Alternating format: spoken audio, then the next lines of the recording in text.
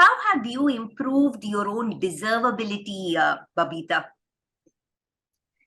It's a good question, right? Because I think when it comes to deservability, and I'm now talking as a woman professional and not just as a professional, right?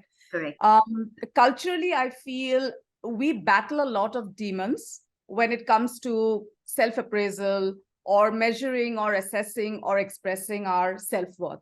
And it is across levels. I think it's deep-rooted, the way you are brought up, the social context, etc. Right? So, for example, values like humility, values like modesty, just work against this, And therefore, initially, I think when my journey started, like a lot of others, there were times when you almost felt, you asked yourself the question, do I deserve it?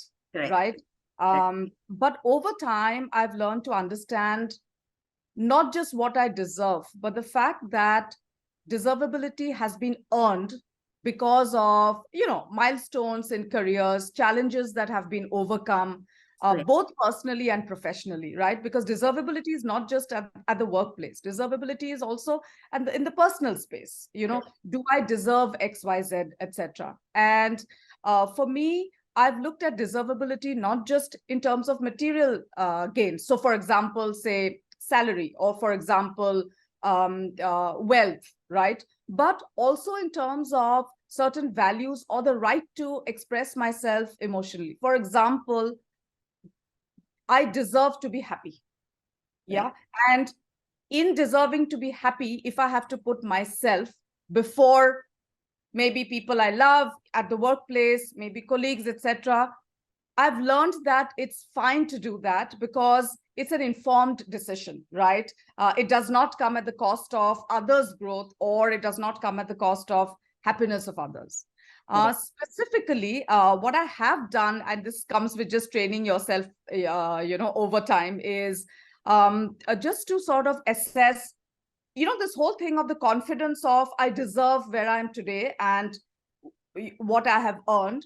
I feel that it's important to stay connected to key stakeholders who are around us, right, to influence our life. I feel it's important to talk to our mentors, and I've done that extensively.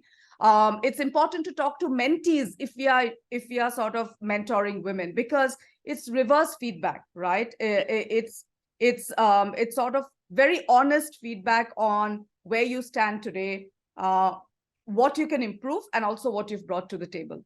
Correct. The second point is I've learned to constantly develop business acumen, and this is relentless, to be, whether it's training, whether it's reskilling, whether it's learning, to be the best at the job, because you cannot deserve anything if you don't earn it. And I seriously sort of believe in that. And the last point I would like to just leave on the table is sometimes the risk is that we develop a false sense of deservability.